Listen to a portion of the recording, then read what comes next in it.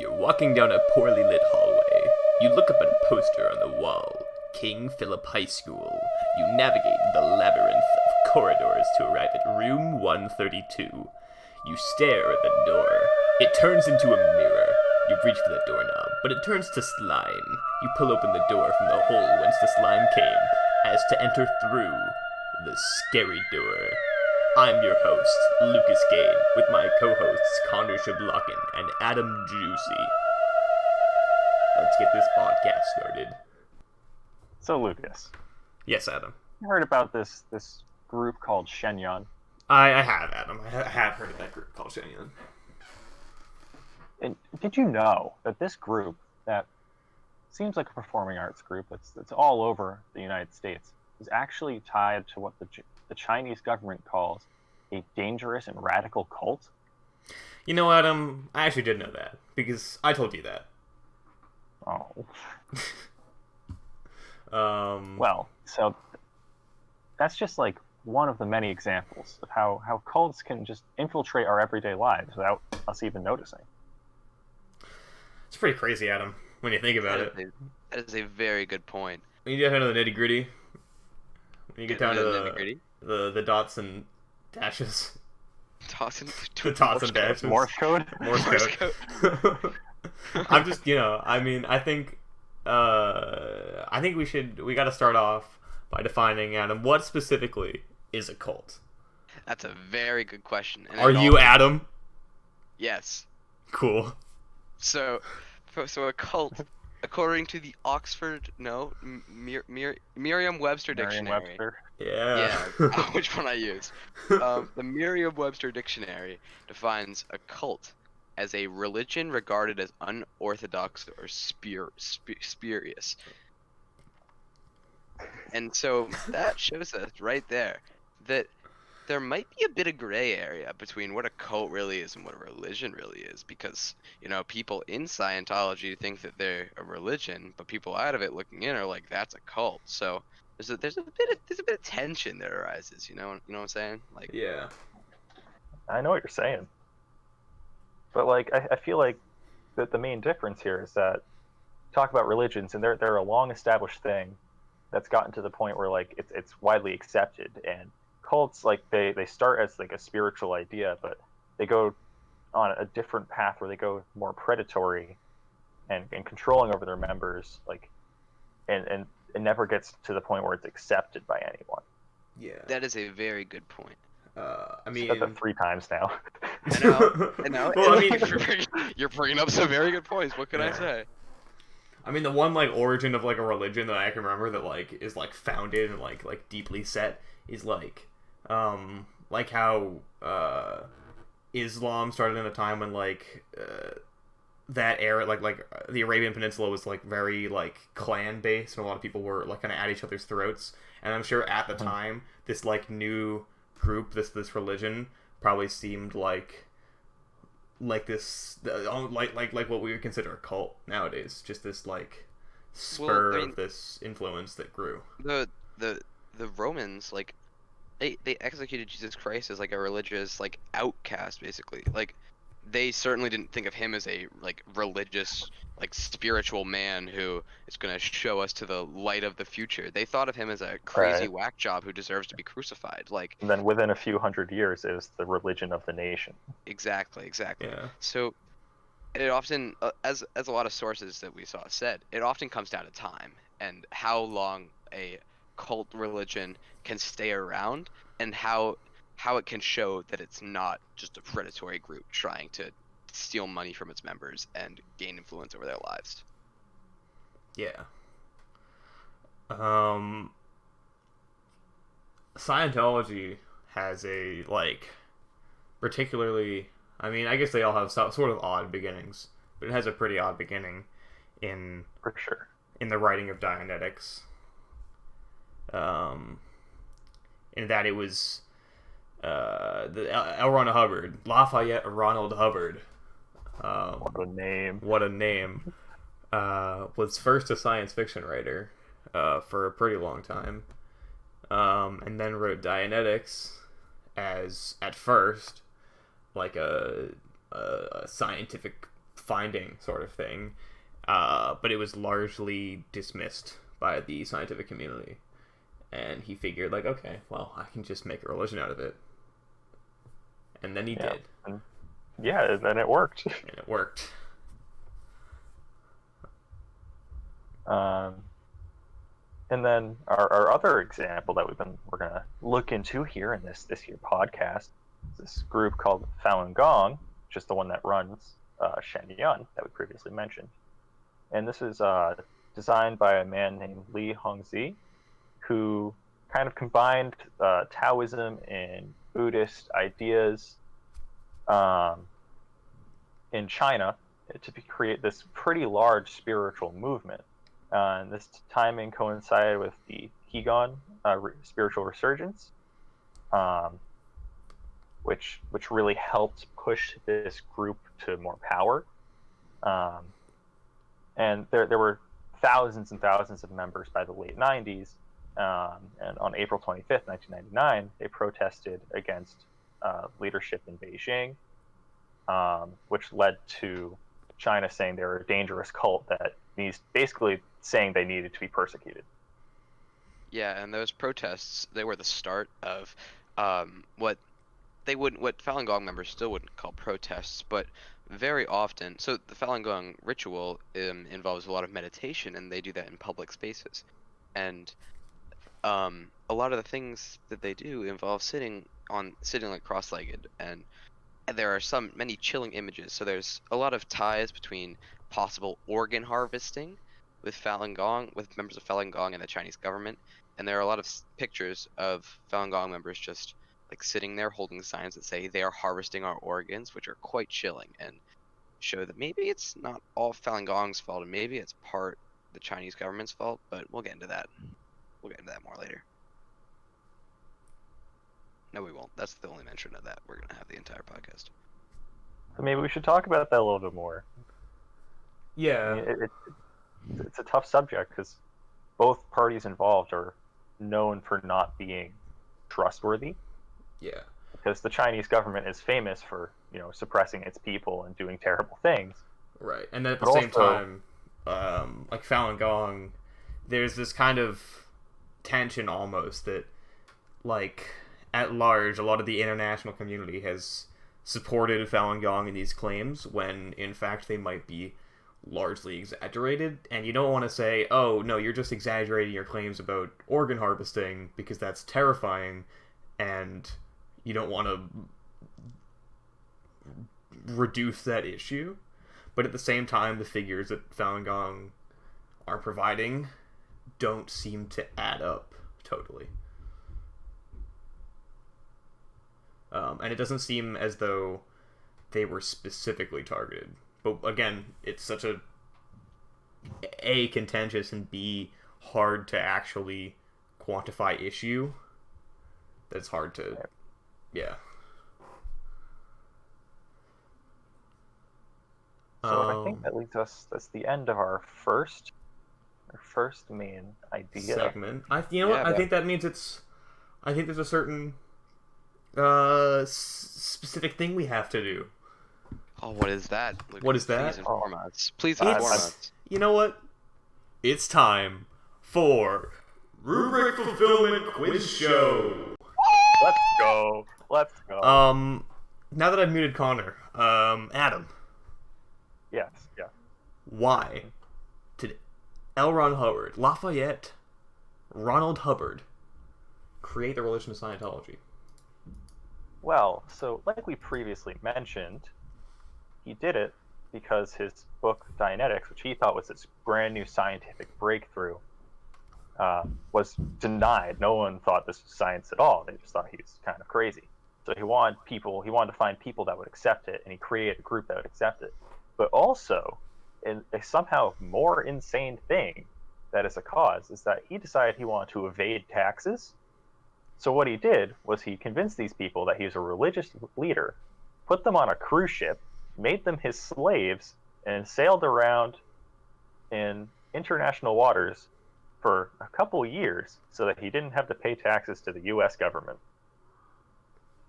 That's pretty wild. And also, it'll score you 1 point for the rubric Let's fulfillment go. quiz show. So we know about these religions now, but I think it's time to look into. We know the basis. We need to look into how far-reaching their influence is over their members and the world at large. Right. So I guess we'll start with their influence over their members, and we can just say both these groups and many groups that are considered cults have large compounds where people live full time that are like the headquarters.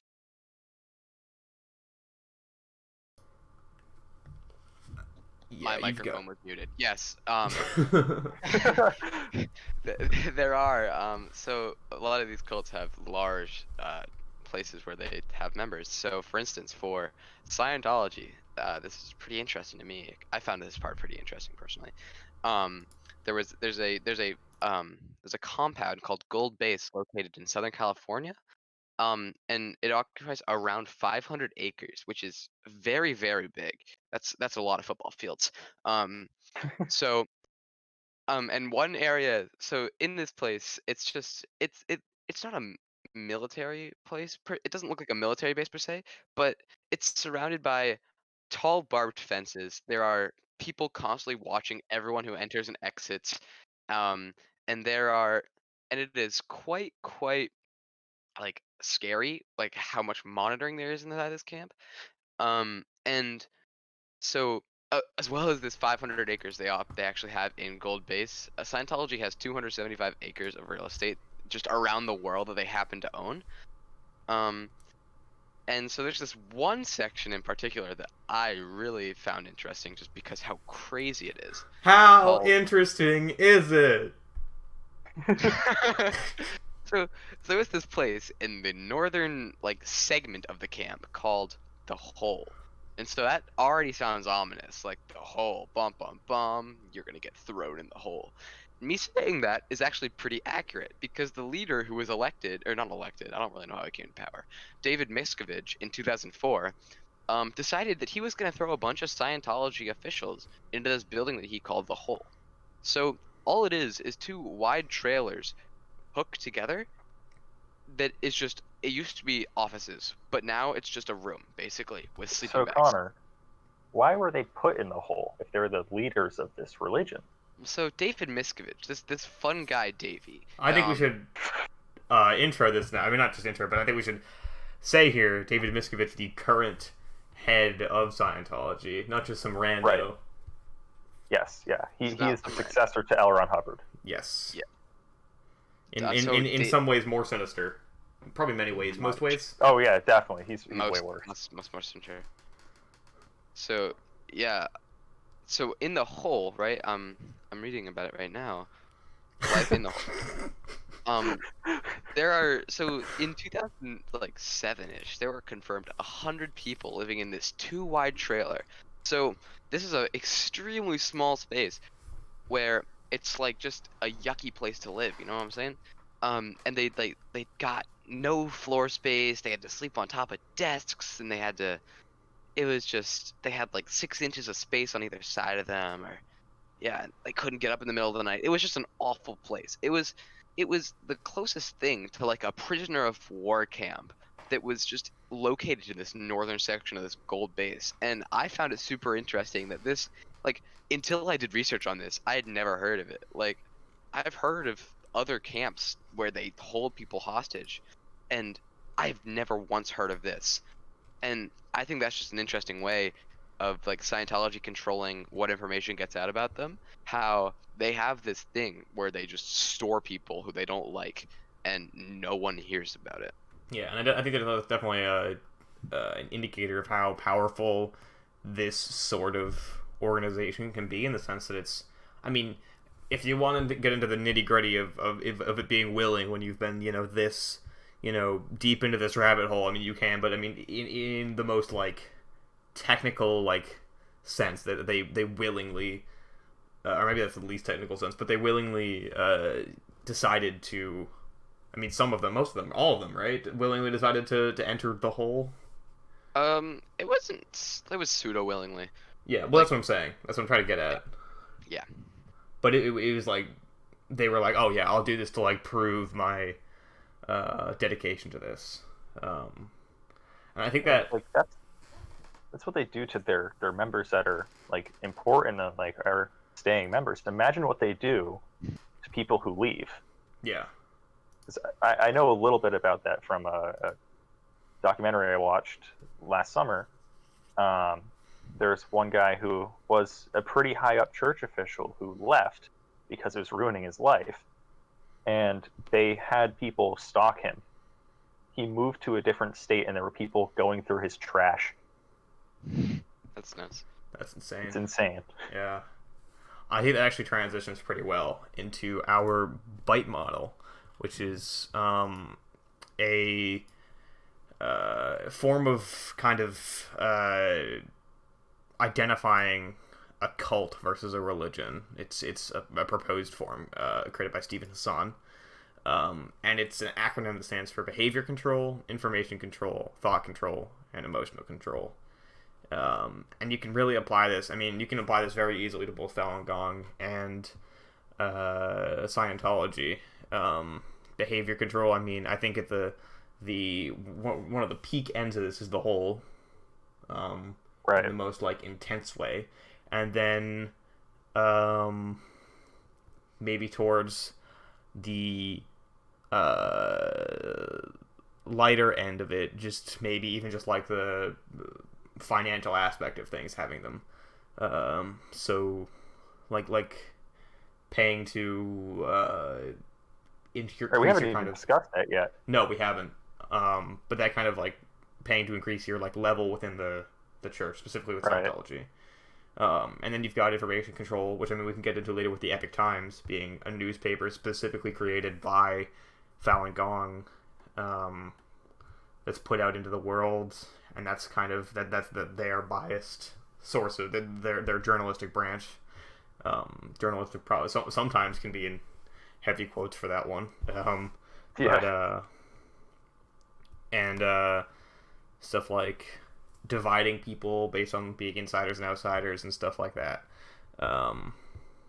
You can apply really all these principles. I went into two, but I don't want to occupy too much time with this. But Unless Adam was just about to say something, I think this segues pretty well into talking about the Dragon Springs rather, right, Oh yeah. Just- Yeah. which is the compound that Falun Gong has, which is similar to the Scientologist compound but on a smaller scale. But it still has some pretty scary things inside of it. So it's in upstate New York. It's fine. It looks actually pretty from some of the pictures, but that's The besides architecture is very cool. Yeah. I mean, yeah, smaller scale, but definitely like almost like a grander one. I mean, yeah, you look at the pictures of this, which I will make a note of right now while I'm saying it to put up on screen because they're pretty crazy. Of like ancient Chinese architecture modeled after specific temples, and in specific styles. This article is saying the Tang Dynasty. And just honestly, I mean, seeing that in upstate New York it's really jarring, honestly. Yeah, well, so sitting on your word jarring, it's jarring in the cool way that like they have all that stuff, but it's also jarring that in the camp there's very little internet access. The internet access is extremely restricted, almost to a level like in mainland China where people don't really have access to much internet. They also have the relationships are often arranged by parents, just like, so it's very little control in the kid. We should mention that you live there full time your entire life. Yes, yeah. Correct. You And rarely have- within the camp, if you're living there your entire life, your marriages are arranged.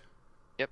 Yeah. And one final thing, just medicine is rarely used there, so because they use like spiritual things that so May or may not work. may or may not work. So yeah, if something got into their water, they might all die. Yeah. And then I think we should probably mention that during the construction, because of the secretive nature of this compound, during the construction, there was a construction worker who died on the grounds, and Falun Gong was very, very. I mean, they didn't release the details about it, and they still haven't.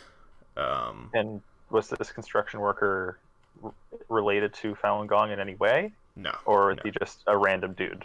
I think, as far as I know, just a person who was contracted to do construction on the grounds. That's terrifying. I don't like that. Yeah. I feel like there's. Yeah. I think we should mention about this, and in the same vein as the Scientology camp being, or the gold base being heavily guarded, that they have like fences and like tall fences and guards on the in the Falun Gong's Dragon Springs as well. Yeah, And right this here. is in the United States. Yeah, while working on one of their buildings, a 54-year-old Canadian man fell to his death. No more information was released. A man inside the compound told the local newspaper, "We are a religious community. We do not give information to the public." An autopsy was never performed. Wow. Yeah. That's kind of sus. Yeah. Yeah, no kidding. Yeah. A little bit more than kind of. Pretty sus.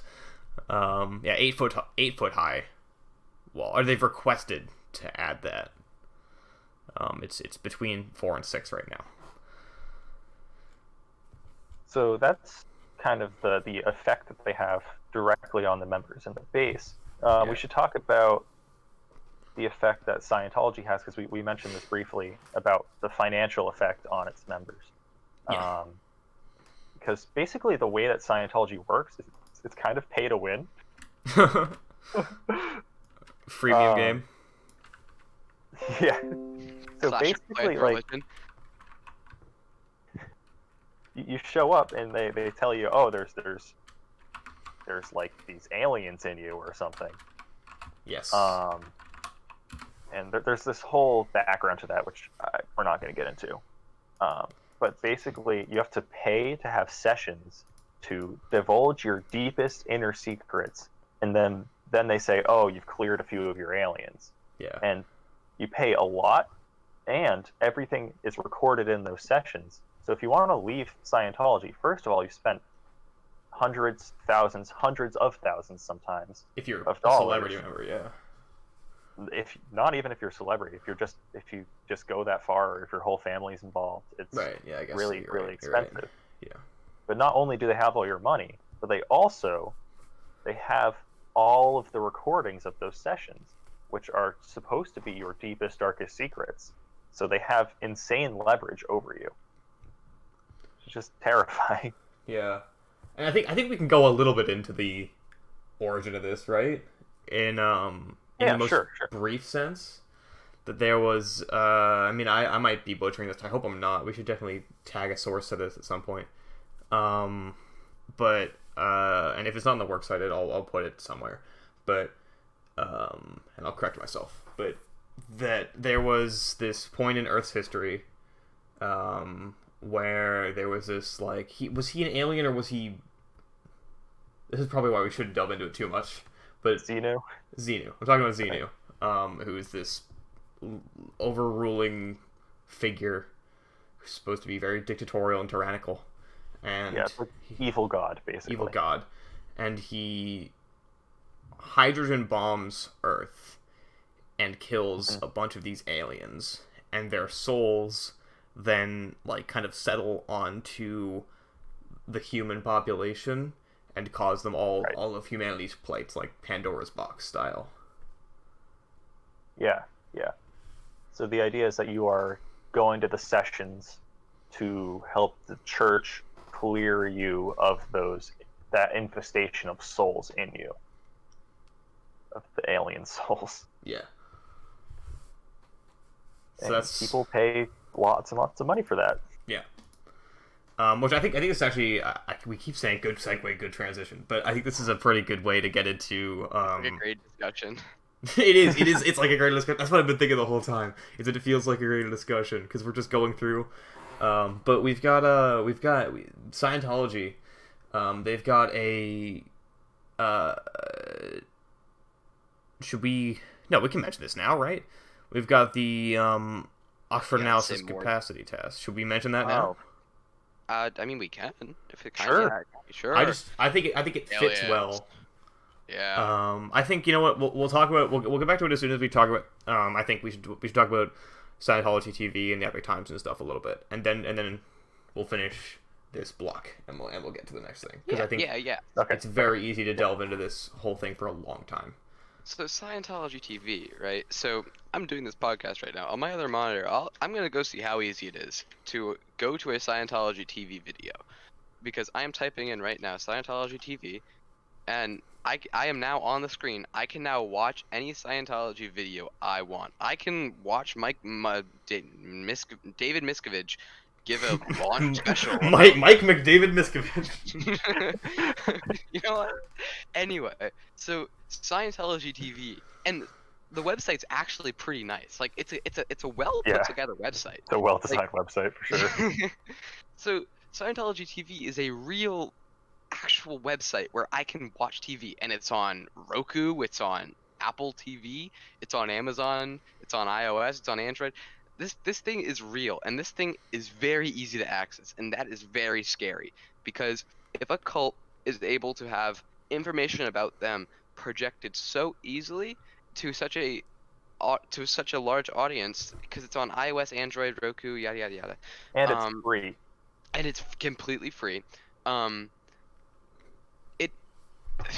The way we're going to talk about this later, of how like cults gain influence, but being able to get yourself out there is a huge part of like influential things. So the fact that anyone in the world, if they get bored and are like, today I will go onto Scientology TV, like they could get like that is quite terrifying. Yeah. Well, I mean, in the most fair sense, though, right?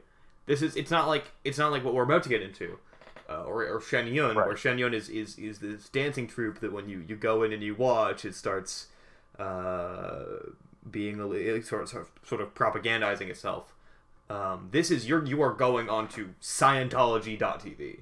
You are They don't hide the fact that it's Scientology. Yeah, you are specifically aiming to watch Scientological. Is that even a word? Scientology content. You're aiming to specifically watch that, and there's I mean, in that sense, there is full transparency of what you're trying to watch. But I think that's a good way to talk about the next thing, which is Falun Gong's Epic Times, which is a newspaper branch, it's a newspaper organization that they're an influential. This is actually how I kind of first delved into this rabbit hole. Is that you can watch just really any YouTube video. I've watched like it can be on anything, and you'll see an ad for the Epic Times, which is supposed to be this like we're focusing on the media that some of the news isn't, like the censorship in China and things of that nature. Where we're looking to take down the Chinese Communist Party, journalistically speaking. But they are a branch of Falun Gong, and they're kind of they're doing this as kind of a way to. I mean, I'm not sure about entirely, not exactly promoting themselves, but they're promoting the figures that they think will help kind of. Image-wise, help Falun Gong with the most image-wise kind of tear down Chinese Communist Party. Quick side note about Epic Times: their YouTube channel has 234,000 subscribers as of recording this on the 15th of June. So that went up 7,000 subscribers since we wrote it down on this sheet 2 weeks ago. Yeah. So that is quite a few people who are unknowingly being like exposed to Falun Gong ideals, which I mean, it's if you watch just Epic Times content, it seems not like innocent, but it doesn't really explicitly mention Falun Gong all that much. It's just like fiercely nationalist. Yeah, I mean I can tell this from watching the video ads that there's definitely something that feels off in the way that they market it, and that's entirely obviously anecdotal and subjective, but it feels like you're watching this video and it feels like there's something going on behind this, this front, just in the way that they say things and the language they use. Definitely kind of seems like they're trying to grab at a certain group of people and kind of use this kind of front of what they're trying to promote as a way to draw people into this ideology, almost. Not exactly Falun Gong. I don't think it's exactly Falun Gong, but I think it's to create sympathy in a more whole sense of their worst practices, probably. And also, so Connor mentioned one of you mentioned how nationalist they are, and it's a very conservative thing. Yes. It's extremely conservative. Very much so. But something that you wouldn't necessarily think is that they have a very large amount of political power. They're actually the second largest funder of pro-Trump Facebook advertising for the 2016 election. Yeah. And it got so bad that Facebook had to kick them off. They just banned them from advertising because they advertised so much. Yeah. I just felt the need to mention that they're everywhere, because I don't think I'm really algorithmically speaking, I don't think I'm exactly I'm definitely not the target demographic of Epic Times. Right. But you still found them. I still see their ads frequently, and it's not on. Were on music videos for random music. Yeah, it was for I'd be listening to music, and I'd get an ad, and it's a handful of 3 ads. You get an Audible ad, you get a Facebook Messenger ad, or you get the Epic Times, and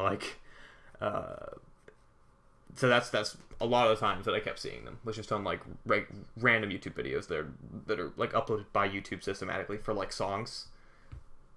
Mm-hmm. Yeah.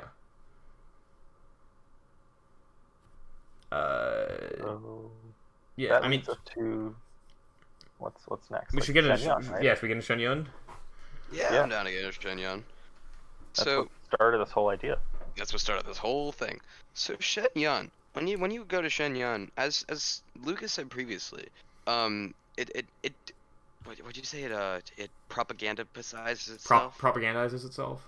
That word. Is that a word? I'm not sure. I hope so. I don't know. But sounds very scholarly if it is. I'm really hoping for an English project. Yeah, if it's a word, it's a nice very English project. We're gonna phone Mr. Merriam-Webster, and we're gonna call him and tell him to put our word in their dictionary. Anyway, so when you go to a Shenyun show, propagandize. It's a word. Let's go.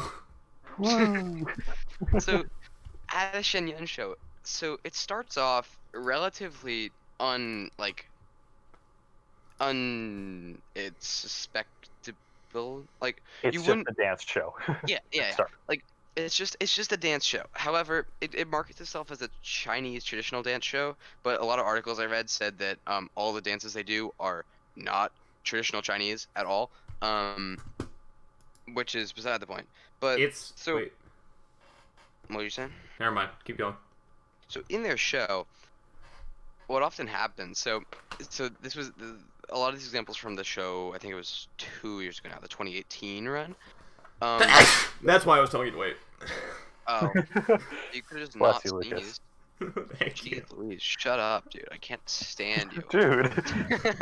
That's so mean. Chill, dude. As I was saying before Lucas... Get out of my podcast! The show, it starts off relatively normal, but it slowly devolves, and at one point, I saw this in 3 different articles, respectively, was that at one point a bunch of Falun Gong people are sitting just reading big books, and then people with hammers and sickles on their chests come and just start kicking them for no reason other than that it's a metaphor, it's a reference for how That's they're really getting subtle about it. I'm sure. I mean, yeah. I'm glad they're introducing a lot of subtle thematic element. You really gotta read between the lines with the Shenyun. Yeah, you really got it. But then it goes Is that even really farther. true? I never read it. Is that really true? They're just people with. It's, That's hilarious. It was in the first article that we cited. It was in New York Post Messenger, one of those New York people. Yeah. So it goes even New Yorker. harder after that, where at one point there is across like the big back screen that they use, there's just a giant wave, like a tidal wave that's just like the color black, and on it is Karl Marx's face. For no seems reason subtle to other me. than it's trying to villainize communism. And I should mention, we wanted to, because we were looking for sources for this, we wanted to find I guess it's not, it's almost a primary source of a recording of Shenyun. Yeah. And because we wanted to see it so that we could be like, okay, this is exactly what's happening, and we can make little specific comments about what's going on. It is exceedingly difficult for us to find a video. I guess we never really checked like wider sources besides YouTube. Yeah, but it's impossible to find anything outside of, you know what's specifically weird? What you find on YouTube when you look for Shenyun is glowing reviews, and that's it. Yeah. It's Either like glowing people reviews or the actual Shenyun brand, like, giving themselves and like reviews. a little like trailer. Well, that's what I'm saying. It's the Shenyun brand giving themselves glowing reviews. I mean, you look it up. It's like you look up Shenyun on YouTube. First result: Shenyun is a colorful celebration of China's rich cultural heritage. And then the second result is probably because I watched it, but it's the video by the guy that I watched that led me into this stuff, because I saw the Epic Time stuff, and then I saw this, and I was like, wow, that's kind of a weird coincidence. But yeah, so there's that, and then you keep going down. It's Shenyun is a colorful celebration, Shenyun, hope of a nation, and then I mean, mostly stuff like that, mostly trailers and stuff like that. And I think I think the first video that's here, the colorful celebration, if I remember correctly, is people that have like just come out of the show talking about how incredible it is, stuff like that. Which is, yeah, it's pretty.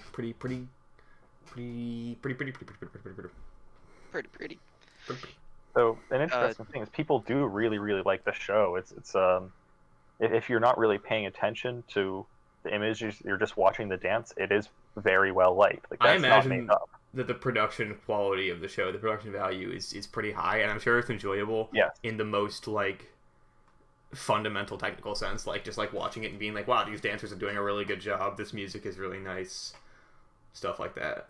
I think you're right. Right. I guess this is deviating from the podcast a little bit, but maybe we should go see one at some point. Do we want to support them? I was about to say, outside of the fact of paying Falun. Well, like, so, I mean, I do, my family always went to Shenyang, I think, when we lived in England, Yeah. But that's beside the point. I think it, you know what I think it's time for? I think it might be time for the Rubric Fulfillment Quiz Show. Yep. It's time. For the Rubric Fulfillment Quiz Show. Alright, so...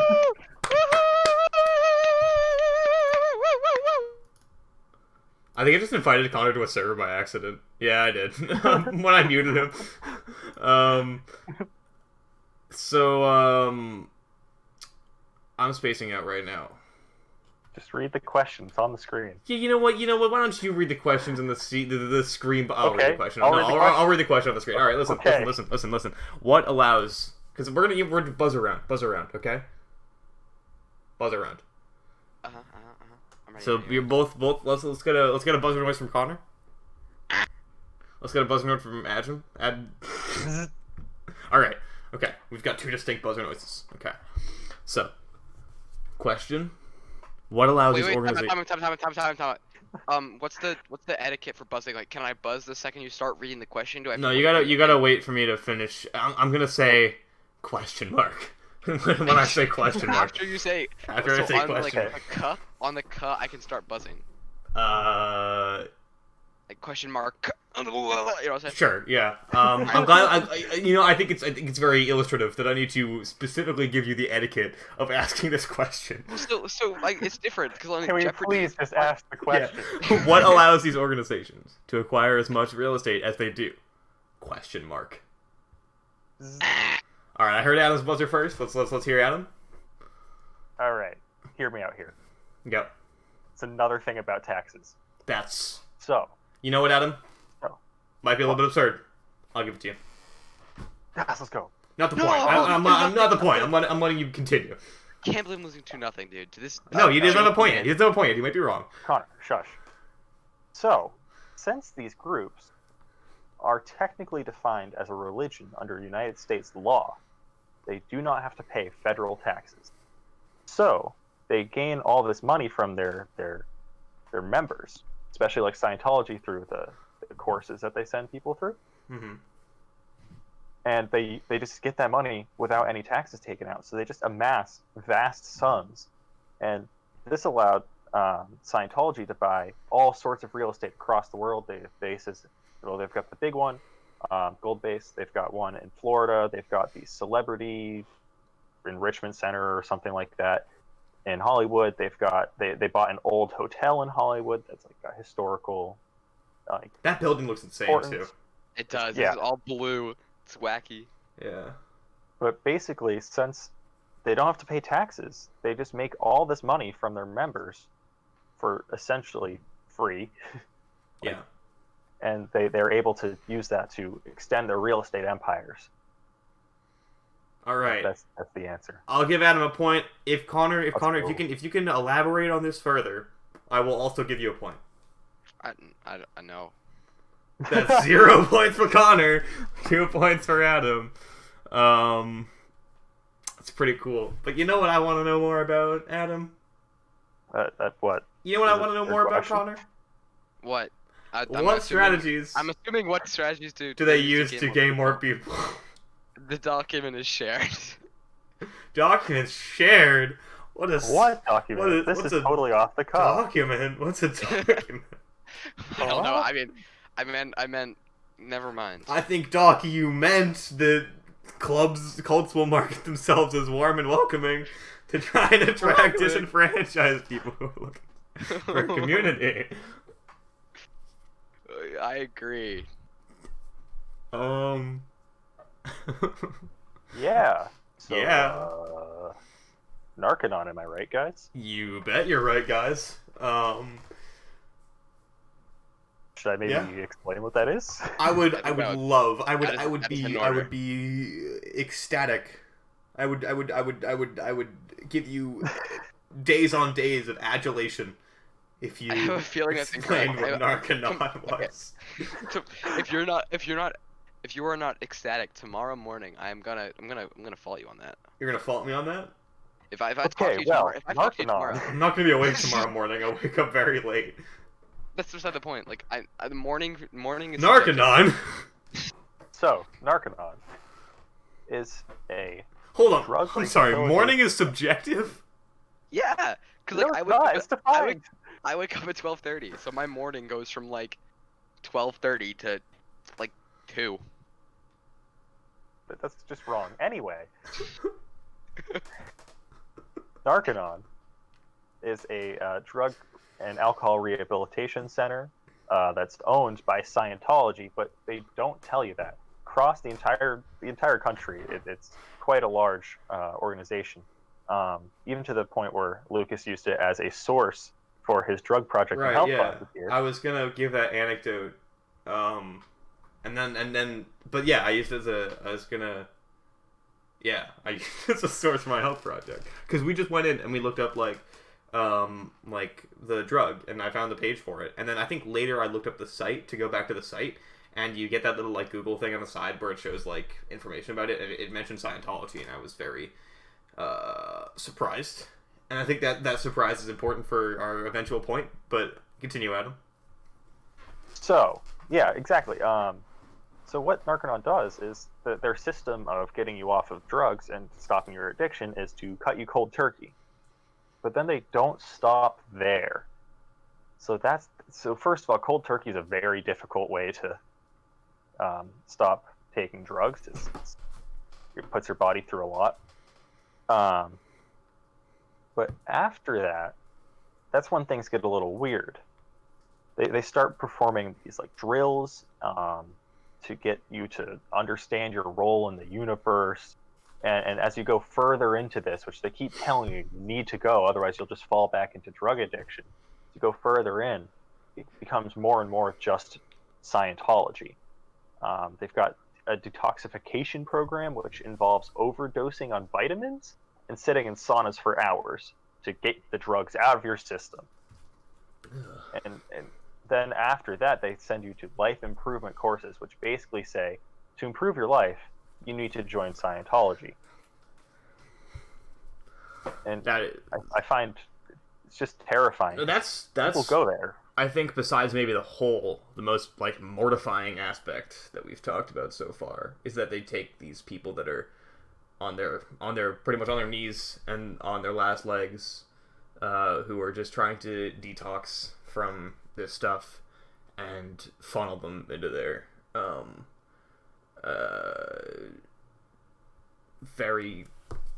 their cult that's like pretty much meant to just draw as much money from people as possible. Just immediately funnel these people that are barely keeping it together into a source for their bottom line,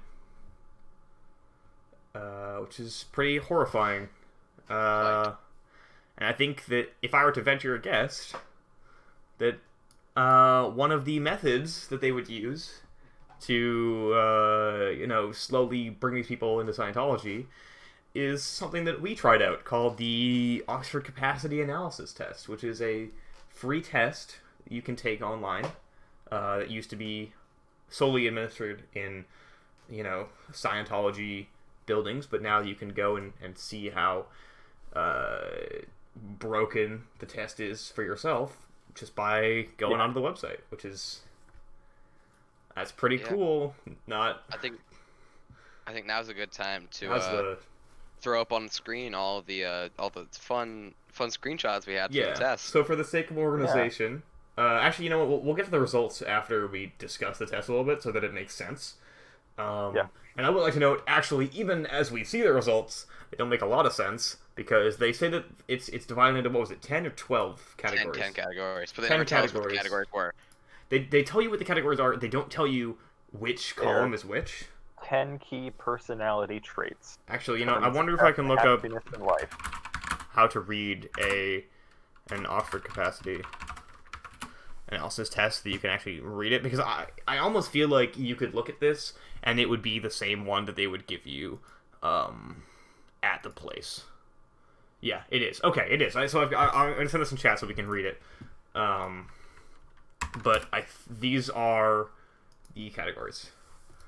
And so I'll read the categories. They've got stability, happiness, composure, certainty, activity, aggressiveness, responsibility, correct estimation, I guess is optimism, appreciation, and communication level. Okay. And also IQ. Right. Also IQ. Oh, yeah. We weren't scored for. Or were we? No, we were. No, we were not. Sort of. Not exactly, but we kind of were, because that's where that last column is still there, and it's still kind of bringing us up there. No, it's not there for me. It's not a dot, but the lines are breaking up that way. So right. I got -100 stability, so that means I am like the most unstable person you could possibly be, according to this test. Yeah. So let's get into that. These tests are pretty much they're biased to give you at least some negative results, some very negative results that you feel that you're compelled to go in and fix these problems that you most likely don't have. I think what we have in this list is mine, Adam's, and Connor's respectively. And we've all got very low sections. Yeah. Mine looks like a parabola. Yours is kind of a parabola. Yeah. And then, even in Adams has the most in the higher section, and even the ones that are high are pretty low, and they definitely kind of hint at oh, you still need this improvement, and that's still disregarding the fact that Adam has definitely some areas in what is considered by this test to be unacceptable. Attention urgent. Like, apparently I'm negative 44 towards depressed Yeah. and negative 40 towards nervous, Mm-hmm. I guess. Yeah.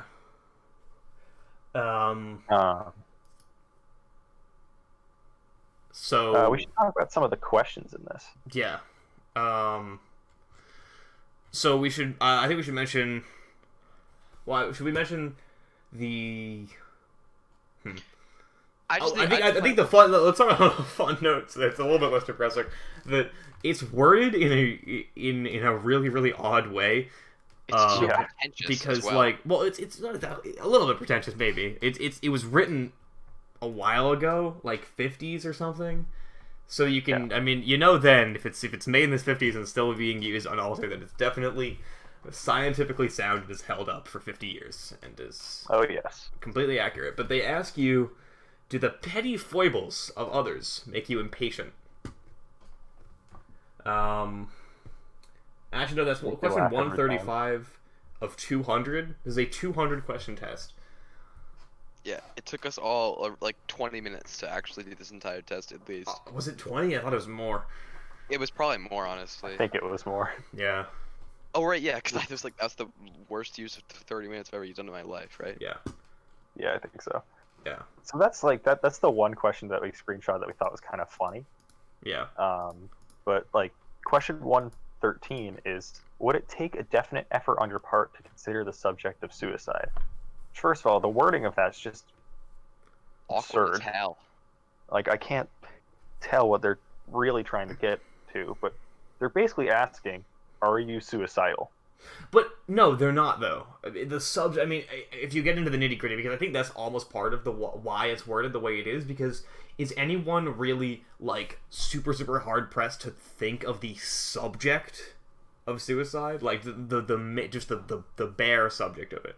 And so most Right. people, I think, are going to answer maybe or no to that, which is part of how this is set up to score in a low way, because I think most people can pretty easily think about the topic of it, because that's what it's asking really at the core, right? Is can you think about the bare topic?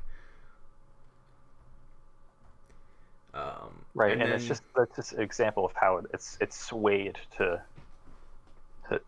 give you these results. yeah.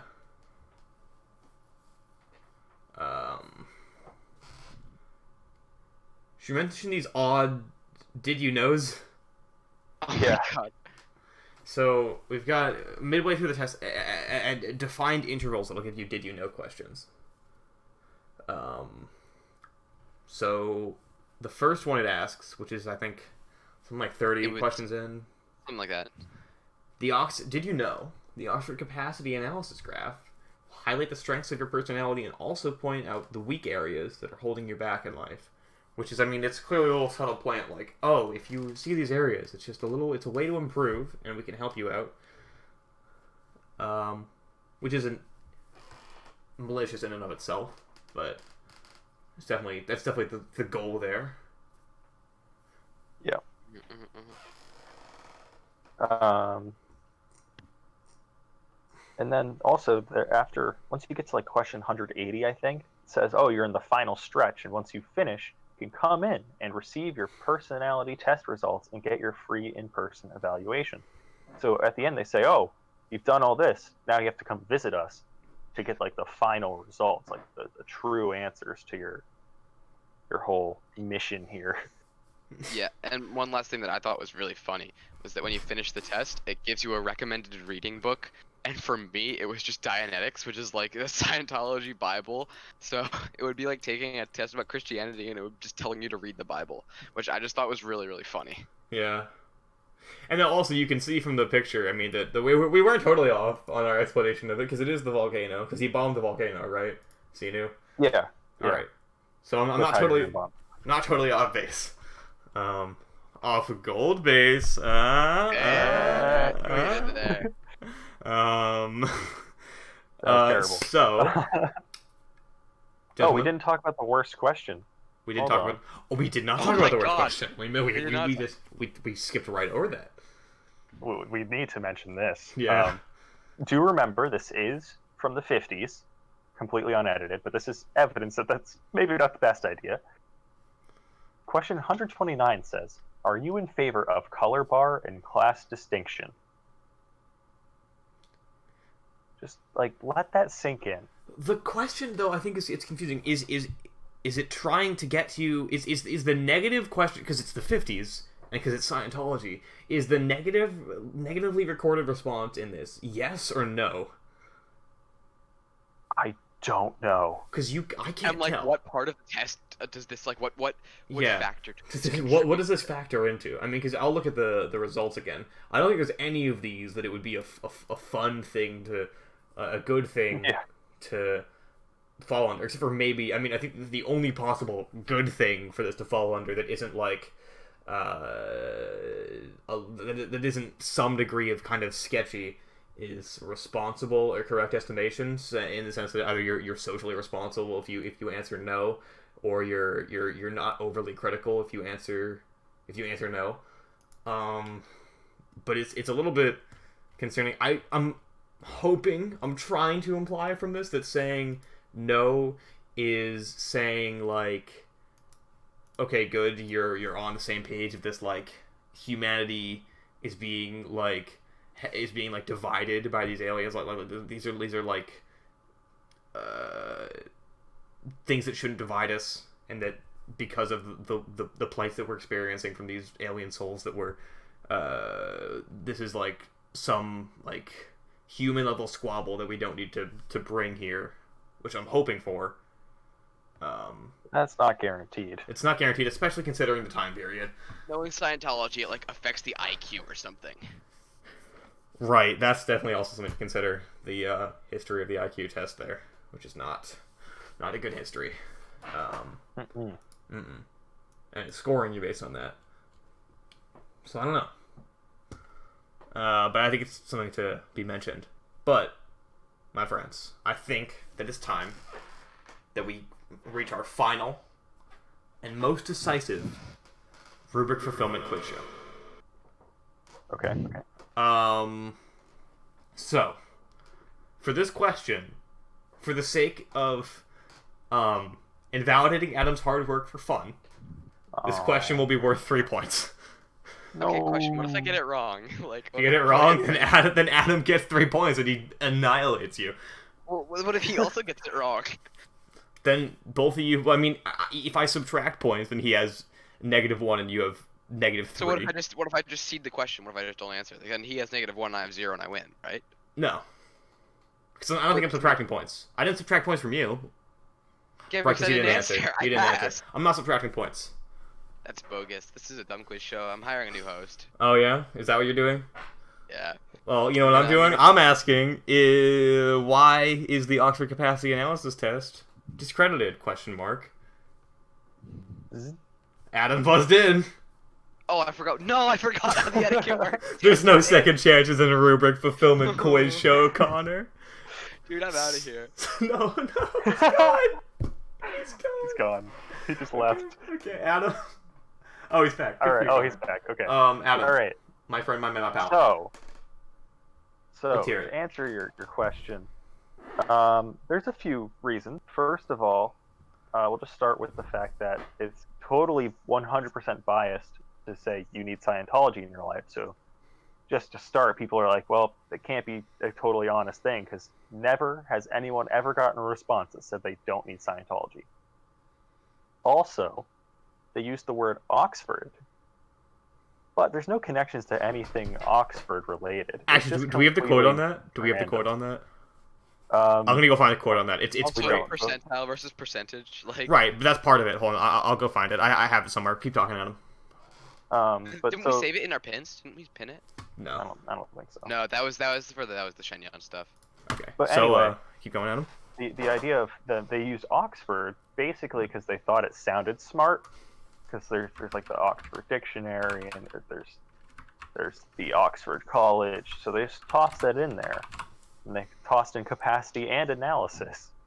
It's really just the how badly do you need Scientology quiz? And the Yeah. answer is always very badly. Let me just totally interject here. So this is an interview that we have. That a person was interviewing. I think and someone who would administer this test, and they said the test was devised by, quote, Oxford students or the Oxford Dictionary people. Quote, he did not know which.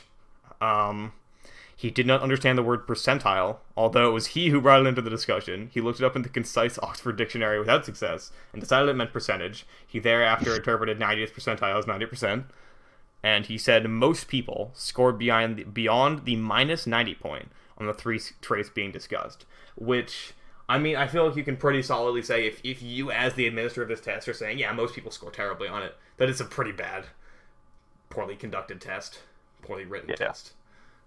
Continue, my friend, Adam. I mean, I feel like that says it all. Like, I guess that says it all. Really, like, they don't know what they're doing at all. No one believes in it because it's bad. Yeah. All right. Cool. I mean, that's pretty good, right? We that's discredited. Yeah. And then also you've got our results, which are clearly, I mean, off. If you want to look at a specific example, right? Okay, I think you should give me the points though, because Because it'd be more fun. Yeah, so I win because yeah. Listen. All all right. the work. Adam has 5 points, but Connor, if you had fun, you won. I didn't have fun though. I forgot how the buzzer works. Okay, you lost then. I waited. You double Say lost. something. He gave you time. I waited for you to do something, and then you didn't. So I did a forgot buzz how with a the question buzzer works. mark. I mean, the house always wins, so I think I win. Dang. Yeah. That's unfortunate. It's my Discord group, so I could just like get you out of here right now. But I would still have won. Yeah, that wouldn't really change that. Wouldn't really change it then. You know what? If you had fun, you won. If you had fun, you won. Okay. Okay. So that brings us to the end of our 3 main segments, but that brings us to the 4th main segment of how do we fix this issue of cults existing and doing things. Let's do this part rapid fire because we've already been talking for like an hour. For an hour and 2 minutes. Wow. Close enough. Yeah. And are we going to discuss things afterward, or are we just going to? No, I don't think we can now. I mean, me and you Right. could for the sake of it, but Connor's gonna leave. I have to leave in like 10 minutes. So we can't Adam, obviously. go. You can't. Adam. Internationally, there are cults and dubious descent exert their power over the lives of their members and over many areas of the world at large. How do you fix this? Go. I was gonna say, slowly and in a contained, concise manner. I'm being concise about it. I'm saying you can't, because you were like, oh, the problem of cults. You can't fix the problem of cults because you can't just be like, oh, cults are a problem because that's a religion, and you can't tell people not to practice a religion. What you can do, segue into our first point, is raise awareness of these things and make people aware of it, so they're not falling into traps they're not aware of. Yeah, just make sure people know that there are things like the whole, like in Scientology, and there are arranged marriages within the U.S. in Falun Gong. Like there's stuff like that that's a little sketchy, and most people don't know that specifically. And you want to make sure that gets out to the wider group of people that it might affect. Yeah, especially people who Right. are in a position where they are easily manipulatable. So they are in a position of like they're lacking community, or they are like going through like drug problems, like with Narconon, which is just disgusting. But we need to help those people by doing things for them and not making them have to go to cults. Right. Yes. So they can find community within actual communities and not just through these groups that are really just trying to exploit them. Yes, exactly. And then I think the last point, maybe I shouldn't be the one to say it. I don't want to be a jerk. All right, no one else is saying anything. Say it, I don't know. dude. I'm not trying to be. I don't know. Whatever. I'm saying I'm trying to give. Go. So you want to encourage transparency in these organizations that aren't that are maybe less explicitly tied to cults. I think you want to make it very clear that these are tied to religions, in some form or another. So you've got, organizations like Narconon, like the Epic Times, and like Shenyun, that are not on the surface. I mean, it takes one quick Google search to tell, but maybe you're not just Google searching every organization you show up and look at. I mean, I didn't know Narconon was Scientology until after I looked it up.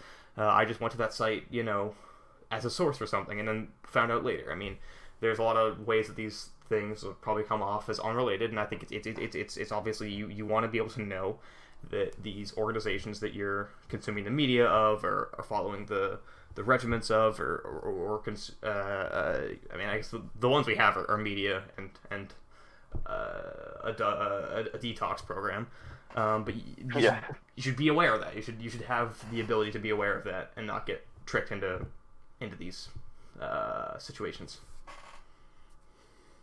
Yeah. I think that about wraps it up. Wrap it up. You're free to go, Connor.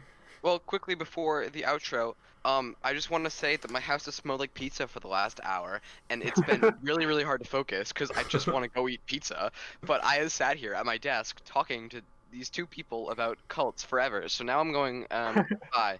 Bye, guys. Thanks, Miss Staples. Thanks, Miss Staples. Bye. Bye.